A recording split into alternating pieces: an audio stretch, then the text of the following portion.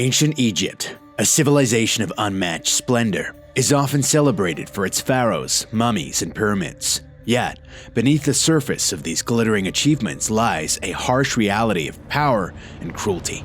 This darker side reveals pharaohs not just as leaders, but as rulers capable of extreme and chilling acts against their own people. From imposing brutal punishments to demanding unthinkable sacrifices, the pharaoh's reign was marked by episodes that challenge our understanding of this ancient civilization. Welcome to Uncharted History. In today's video, we will dive into these chilling stories, shedding light on the untold, but equally significant aspects of life under the pharaohs in ancient Egypt.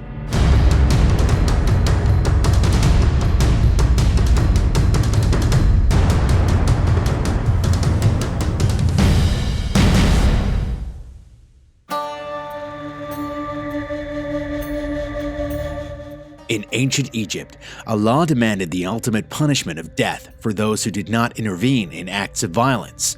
This strict rule was more than just a legal order. It mirrored the society's collective values. For Egyptians, not stopping violence meant breaking the order and harmony highly valued by their culture. In a community where the group's welfare was crucial, failing to act against wrongdoing was seen as a serious offense. This law showcases the rigorous and sometimes unforgiving nature of the legal system under the pharaohs, emphasizing community responsibility over individual action.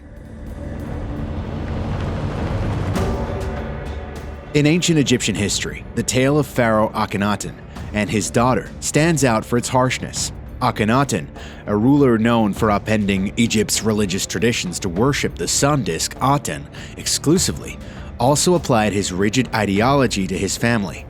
The story goes that following a severe disagreement with his daughter, Akhenaten's response was as drastic as it was unforgiving. He not only ordered her execution, but took the extraordinary step of having her hands severed. This act wasn't just a punishment, it was steeped in the belief that the afterlife was reserved for those with unblemished bodies. By removing her hand, Akhenaten ensured that even in death, she couldn't confront him. This harsh episode is reflective of Akhenaten's character, a ruler who didn't shy away from extreme measures, whether in matters of state religion or family disputes. His reign was characterized by a zeal for religious reform, but this incident reveals a personal cruelty that extended beyond political and religious spheres. It depicts a time when the pharaoh's authority was absolute, capable of deciding fates with a word, and where even the bonds of family could not temper the severity of royal decrees. Continuing with the pharaoh's dark deeds, the assassination of Ramses III stands out as a tale of betrayal and intrigue. This pharaoh, known for his military prowess and temple building, fell victim to a deadly conspiracy brewing in his own harem. The plot, known as the Harem Conspiracy, was organized by one of his wives, Tiye, with a singular motive: to elevate her son, Pentawere, to the throne. This scheme involved several members of the court and even reached into the royal guard. The conspiracy resulted in a brutal attack on Ramses III, during which his throat was slit and his toe severed. Remarkably, this vicious assault was not just about power, but also about changing the line of succession within the royal family. The plot, however, ultimately failed. The conspirators were caught and executed, and Ramses III's chosen successor, Ramses IV, ascended the throne. This incident not only highlights the dangers lurking within the palace walls, but also underscores the intense political and familial rivalries that characterized the pharaoh's courts. Shifting our focus to another grim aspect of ancient Egyptian royal practices, we uncovered the chilling tradition of human sacrifices, particularly the burial of servants alongside their deceased pharaohs. This disturbing ritual is epitomized in the case of Pharaoh Djer, an early ruler whose tomb was accompanied by over 300 subsidiary graves, believed to contain his servants. These individuals, likely put to death upon the pharaoh's death, were entombed alongside him, presumably to serve him in the afterlife. This practice stemmed from a deep-rooted belief in an afterlife where the deceased continued a semblance of their earthly existence. The inclusion of servants in these burial rituals was a reflection of the ancient Egyptians' intricate beliefs about death and the afterlife. They viewed the afterlife as a continuation of life on Earth, necessitating the presence of attendants to care for the pharaoh's needs. These sacrifices also signified the absolute authority of the pharaoh, whose power extended beyond life into the realm of death. The practice, while horrifying by modern standards, showed the intertwining of religion, culture, and governance in ancient Egypt, where the boundary between life and death was blurred in the pursuit of eternal rulership. The Narmer Palette, a significant archaeological artifact dating back to around 3200 to 3000 BCE, reveals yet another harrowing aspect of pharaonic Egypt.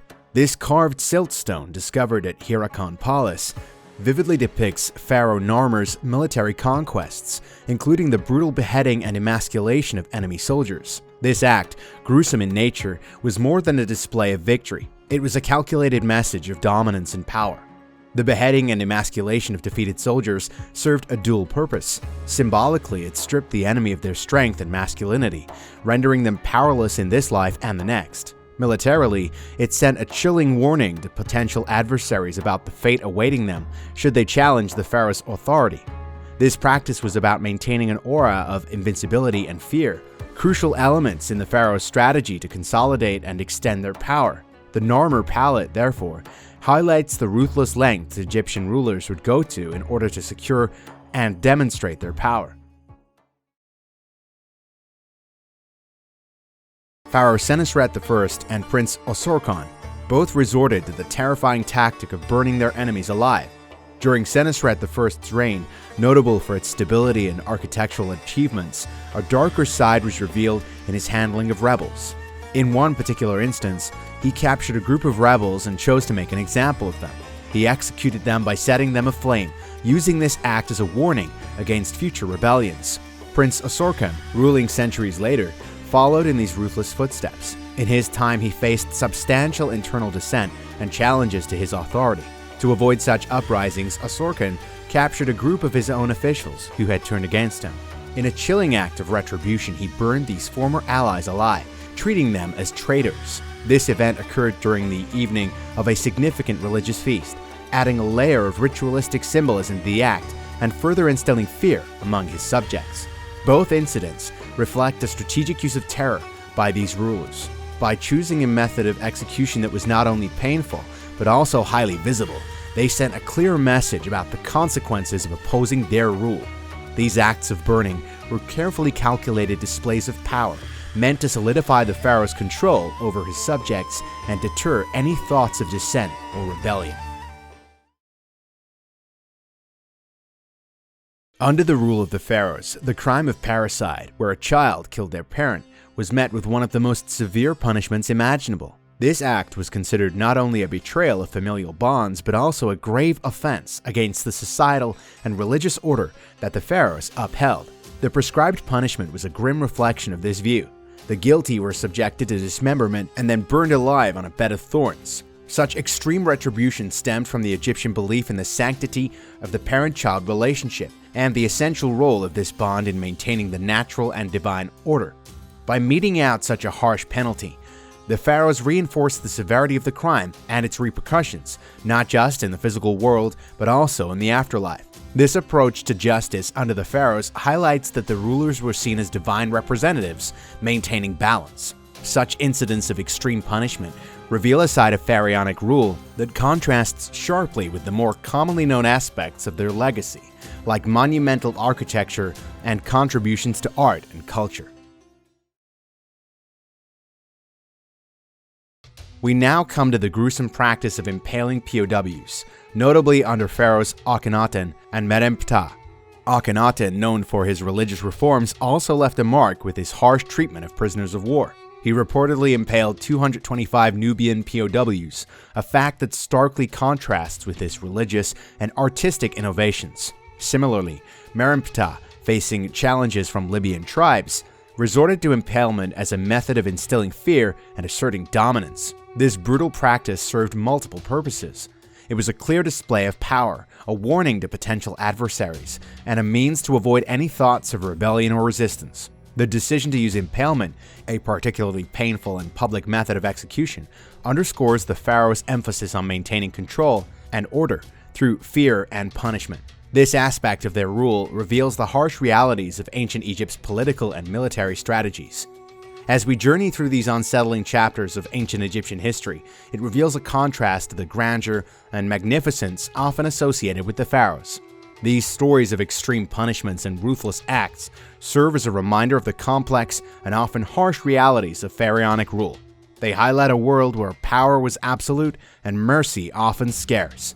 As we reflect on these grim tales, one question lingers. What does this tell us about the true nature of authority and justice in one of history's most celebrated civilizations?